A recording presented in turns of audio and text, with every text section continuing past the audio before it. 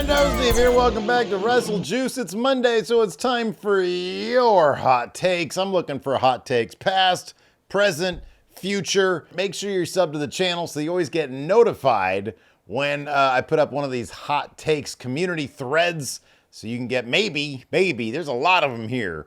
Maybe you can get your hot take right here at Wrestle Juice. Let's go ahead and dive into it. First up, David Mitchell Baker, not to be confused with Joe Don Baker, says The New Day is a far greater trio/group than the Shield ever were. And he clarifies, better longevity, arguably more popular when they were together as a group, more unique and creative in their characters, and now they got over, better matches, better title reigns, better feuds. You could put New Day anywhere on a card and they would excel. Plus they got one of their members a world title reign and one of the best stories of the modern era whilst they were still together. The Shield are more fondly remembered because of how successful they each went on to be after they broke up. New Day as a trio clears them. So I don't think it's even close to an argument. The New Day had more longevity than the Shield. I'm not going to quite call this one apples and oranges, but here's an analogy for you, and I don't even think it's a particularly good one. How about this? The New Day are the Rolling Stones, and the Shield are the Beatles. That's not even a very good analogy necessarily, but the Rolling Stones, I think they're still together. They've survived multiple deaths, which has nothing to do with the New Day, but like they've been around for a really, really long time, and yet their success is sort of still measured against a group that, comparatively speaking, were together for a very short period of time. It's kind of interesting. The Shield were basically just a group that was designed to be three singles guys, three big-time singles guys that came up to main roster as a unit just so that they could split up. Were the Shield even around together for like 2 years? I think it was like a less than 2 years. It was what, 2012, and then they broke up. It was like late 2012, and they broke up in June of 2014 is, I think, the time frame there. Let me double check that. Oh my God, my memory actually worked for once. Yeah, so, and then of course the New Day, they formed in like mid 1987 and they've been going at it ever since. Of course, that's an exaggeration, but you guys kind of feel me on that one. So it's difficult to sort of compare the two, but I agree with the general premise in terms of being an actual trio/group. The New Day have it. But here's the thing. The Shield does have probably the greatest turn, I want to say maybe in the history of the WWE. Seth Rollins turning on the Shield. And it's so great that that one moment informed probably the greatest story in the history of wrestling. Roman Reigns as the tribal chief and his massive insecurities basically driving the bloodline to ruin. So and the New Day haven't come up with anything close to that in terms of like just a huge story, because in every story, you gotta have the end of the second act, which is the Shield breaking up until you get to the third act. You gotta have that twist right there. And the New Day have never had that. So as a story, as a singular story, the New Day falls flat because they've never broken up. They've never mixed it up really all that much. They've found the recipe for longevity, but in terms of reaching the highest of highs and the lowest of lows, the Shield did that. So it's a debate. It's absolutely a debate. I think that it's borderline apples and oranges because the Shield was designed to be something different. But in terms of being like a true longevity seeking brotherhood, then yeah, the New Day absolutely takes it, absolutely. But man, the Shield, they were actually something pretty special. They were lightning in a bottle, whatever cliche you want to use in terms of being that bang, that burst of magic, that burst of brilliance, three huge stars that just couldn't. What's a better musical analogy than the Beatles? Because the Beatles all, the three of them anyways, fuck, even Ringo had like a massive amount of solo success. But they never really lived up to more than what the Shield was. And yes, Roman, Seth, and Mox all became bigger individually than the Shield was together. And I don't know that Paul McCartney I know there's a Wings joke in here somewhere. Paul, John, Ringo, and George. I don't know that individually they ever blew up to something bigger than the Beatles, because the Beatles. Incidentally, earlier today I was wearing a Beatles shirt. Actually, would have worked perfectly. Today I got my sound, right now for this, I got my Soundgarden shirt on because I was talking about Alice in Chains in that last video, and I thought I'd keep it grunge themed. But, so I don't know. Hey, maybe the Shield is, no, that doesn't work either. That doesn't work. Anyway, let's move to the next hot take. Celtic69, nice, says Sami Zayn was the catalyst for the current resurgence of WWE, and in decades' time we'll look back at his feud with the Bloodline the same way we do with Austin and Brett kicking off the Attitude Era. All right, I'll do you one better here. In my mind, Jey Uso is going to be seen as the catalyst for the current era, because although Sami's story against Roman kind of was the peak Bloodline, in my opinion, Jey and his original feud with Roman to kick off the Tribal Chief stuff really was the thing that sparked everything. And it's my opinion that we were robbed of one of the greatest crowd reactions of all time by having the Roman Jey stuff happen during the pandemic. Nothing they could have done about that. It is what it is. But that Jey Roman stuff would have been so next level with the crowd in attendance, and we never got that until obviously much later. We did get Jey Roman, but the initial Jey Roman stuff, there was some incredibly powerful stuff there that we didn't get, like that huge crowd reaction. So nobody really refers back to that. And that kind of crowd reaction we did get for Sami, because by that time, pandemic was pretty much over with and we had people back in attendance. But yeah, I don't know. I could see it'll be kind of interesting in a couple decades time what people look back. I'll be honest with you. I kind of feel like, historically speaking, they're not going to look back at Sami Zayn or even Cody Rhodes as the beginning of this era. They're going to look back at the real life scenario of the lawsuit that brought down Vince McMahon. I think that's going to be the thing that everybody looks back on as the start of this new era, because that is what started, creatively speaking, this era. Calvin Barnhill says, modern day WWE storytelling is incredible, but I do feel like the product can use more surprises and car crash moments. I feel like we get car crash moments every once in a while. Last Monday on Raw, we had Liv Morgan smooching Dominic Mysterio, for everybody that wasn't watching on USA Network, but the rest of us got it on Instagram. I feel like they are fewer and far between, and therefore more impactful. I understand, I get it. Back in the day when Vince was running things, he'd throw a curve ball, something out of left field. Those are my metaphors. And it was fun because it was like, oh man, the old man woke up and just chose violence today. He chose chaos. I get it. And sometimes that made for like, oh, we got this now. So how is this going to play out? But most of the time, it just didn't end up very well. So, I don't know, man. I'll be honest with you. I don't think I need the car crashes. I'm cool with the amount of surprises we got. Just this past week on NXT, we had Jordan Gray showing up in NXT. Man, that was pretty rad. That's a great surprise. We had Ethan Page showing up in NXT. That's a good surprise. I feel like we get enough surprises, and the ones that we do are really impactful because they're not just these random booking decisions on a whim. So I'm cool with what we got right now. Eric Gropuy says Drew versus Punk doesn't have to be for the title, especially since Punk is older and is injury prone. Let Gunther's reign have a dominant champion and go on to another historic long reign with the title. No more long reigns. I don't need the long reign. I want that world championship to be hot potatoed a little bit, just a little bit. Gunther can get it in Berlin, but by WrestleMania, have somebody else take it off him. Damian Priest cashes in or some shit like that. I don't know.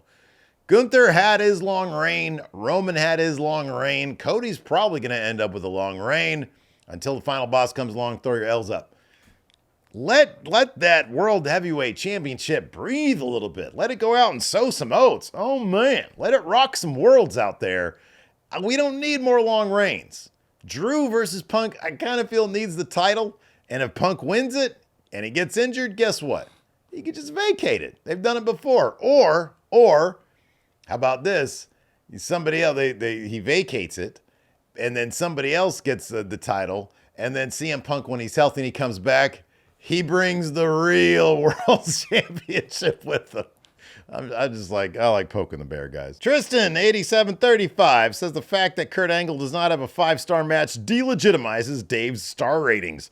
The idea that there are better technical wrestlers than an actual Olympic gold medalist makes no sense. You know what legitimizes Dave Meltzer's star ratings? The fact that you're writing this hot take about Dave Meltzer's star ratings. Don't you understand? What makes it legitimate is people talk about it. You're talking about it. I'm talking about it. Stop talking about it. It won't be legitimate anymore. But guess what? You can't stop talking about it. That's the power of Dave Meltzer's star ratings, man. Those other guys, they got it on lock. Kidney Stoner Music says Darby got scared to climb Mount Everest, tried to hurt himself with the glass spot, broke his foot, pretended he got hit by a bus with zero evidence. Dude bailed out. Get worked. All right, Kidney, look, I'm going to tell you this. You got a compelling case here, okay? You got a compelling case. Here's the problem with it. I've seen video of people climbing Mount Everest. It's like the goddamn DMV at this point. I saw this video on Twitter of this line of like 100 people all like just in a straight line, single file line, climbing Mount Everest. A bunch of these rich assholes who afford all this gear and they go up there for some soulless thrill seeking. It doesn't really even seem special anymore. So if this was the kind of thing where it was like one dude and a Sherpa guide climbing up Mount Everest, then yeah, maybe you'd have a point. Maybe he'd bail out. But this thing seems like any old joker could do it. So no, I don't think he was scared to do Everest. I think bus hit him. The guy seems to be a thrill seeker. I've seen other videos of Darby just on his Darby compound doing all sorts of crazy shit for shits and giggles apparently. And it just seems to be the way he goes, man. I mean, I wouldn't put it, I would not think it's impossible to think that Darby Allin maybe jumped into the bus just for fun or on a dare. Maybe that's a possibility, but I don't think he was scared to go to Everest because I'll be honest with you, I kind of feel like if I had enough money, I could probably climb Mount Everest. And I could do it in an afternoon and come back and I'll be just fine. Clown13420 says Raven should have been world champion in WCW. Man, oh man, that comment alone makes me want to make a video. People in WCW who should have been champion, who should have been world champion, because man, that could be. I agree 1,000%. Could you just get a load of all the amazing young talent that WCW had? That Eric Bischoff and Hulk Hogan just had that fucking ceiling right there. You look at the cover of WCW versus NWO Revenge, and you see Raven on there, that dude fits in. When I started watching wrestling in 1997, and the first glimpse I had of Raven sitting ringside, I was like, oh my God, who is this guy? He's totally cool. This guy looks like a dude that I want to look like. He's got the comic book shirt on. He's got that is sort of what I wore back then. So maybe that was it. I'm like, this dude wearing flannel and some jean shorts and a comic book shirt. It just looks like me there. That's really cool. But he had really cool hair. And he would say neat things. But yeah, I agree. I think there was a bunch of people in WCW who should have been champion, but you had that fucking Hogan ceiling, man.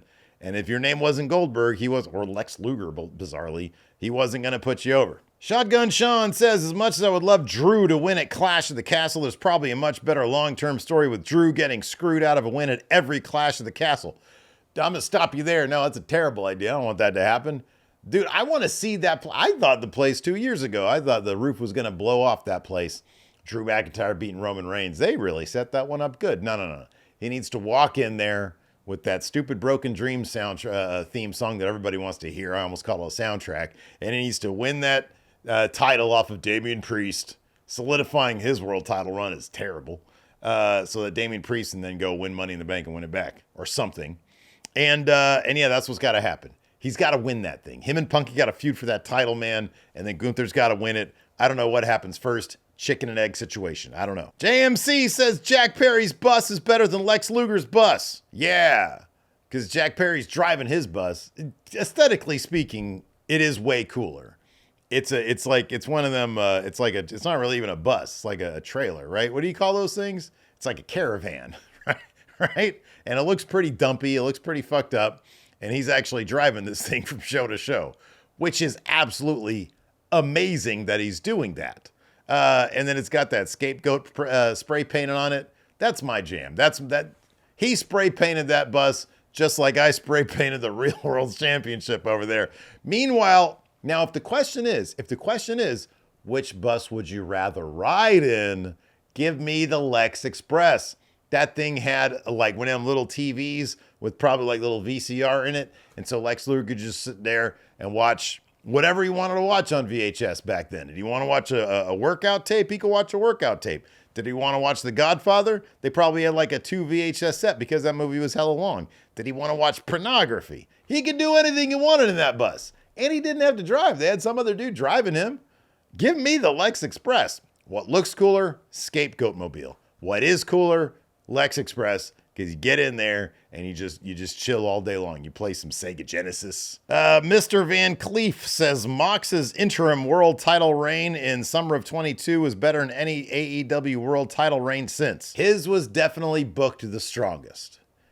A case could be made for MJF, but Mox definitely was booked strongest. He was booked as the top guy, and it was a meaty run, and it was clear that he was the dominant guy in AEW. It was kind of the perfect championship run, especially given that a bunch of it happened while things were, interim? The interim one? What? What? I thought you meant his first one in like 2020 or whenever that was.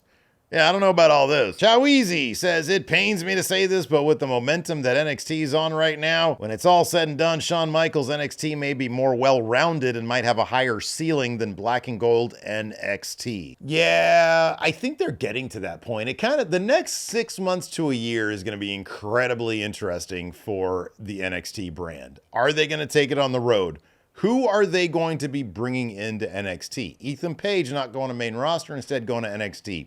Where's Jacob Fatu going to land? Is Julia going to spend a significant amount of time in NXT once she actually does come to the WWE?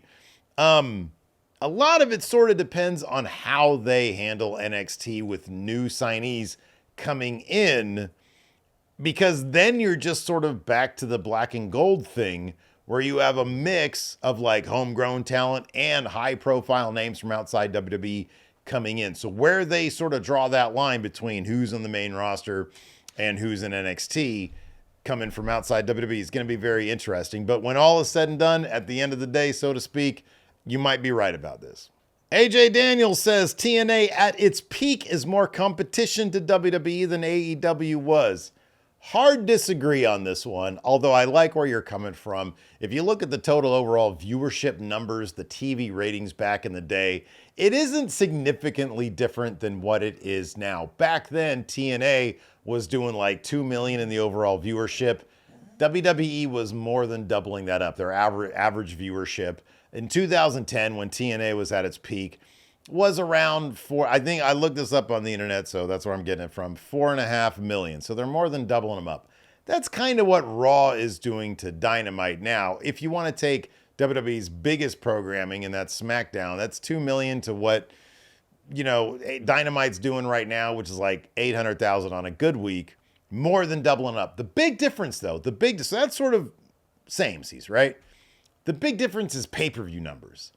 AEW clears old school TNA in pay-per-view numbers. It isn't even close. Some of those old TNA pay-per-views, because I did a little bit of research for this one here, some of those old TNA pay-per-views, like the highest they ever did was 60,000, which is way, way south of AEW at its worst right now. So on top of that, AEW does come across as, in my opinion, and this is a bit more nebulous, I guess, they do come across as more competition for talent than WWE was with TNA back in the day. It seemed like, with the exception of Kurt Angle, not a lot of people, had they had the option to go to WWE, didn't go to WWE. Usually as people who had a run, weren't into it, left, got a bunch of money in TNA, and it's not like WWE was really like fiending for them, right? That's just my personal perception. Some of you may disagree with that, but I kind of feel like AEW is heavier competition for talent than TNA was back in the day. Maybe I'm wrong. If I'm wrong, let me know in the comments. Give me some evidence of that. Stu Wallbaum says if Dynamite goes 3 hours, it'll absolutely tank in the ratings. I agree. I'm not a shark, I'm a man, says Bryan Danielson's participation in Anarchy in the Arena forever solidifies his spot below Bret Hart on the all-time wrestler list because he likes silliness, doesn't respect logical. Well, no. Silliness in pro wrestling is essential. It's pro wrestling. It's men and women in goofy tights doing fake wrestling moves to each other. And the absurdity of pro wrestling is something that Bryan Danielson has grasped onto and has utilized and manipulated to such entertainment value. You cannot tell me that the Planet's champion from 2019, 2019, whatever it was, wasn't highly entertaining. That dude understands pro wrestling probably better than anybody in the history of professional wrestling, Bret Hart included. That's why in my mind, Bryan Danielson will forever be several notches above Bret Hart when it comes to wrestling. MC the Queen says Cody would be a mid-carder if he wasn't related to Dusty. If he wasn't Dusty's son, would he even be in wrestling? This is too big of a what if for us to even comprehend. If he was just some dude who really liked wrestling and got into the Performance Center the way he did. The problem is so much of Cody's run has been informed by being Dusty's son. And I think that's your point here. The problem is we have no conception of what his story would be or what his trajectory would be or what would inform his entire career. Like, if he wasn't Dusty's son, then he wouldn't be Goldust's brother. So would he have ever been Stardust? Would he have been weighed down? Would he not have been weighed down by the anchor that is being Dusty's son? Obviously, it doesn't seem like he's weighed down, but for a period in his career, seemed like he was. This is way too much of an alternate universe type situation. This is not a universe that's like close to us. This is a universe a couple other universes away right there. So I don't know about this one. I'd have to do some advanced quantum physics to figure out if this one is truly hot or not. That's going to do it for Hot Takes. Thanks everybody for hanging out. I appreciate it. The dog is right there. You can take my word for it. Here, fuck it. I'll put her on video. We'll see you guys around. What you did? What you do, Gypsy Boy? What, Mama? What? Where's that kitty cat? Where's that kitty cat? Did we take a shower today? Did we go outside and spray you down with some good shampoo? Oh, you didn't like that.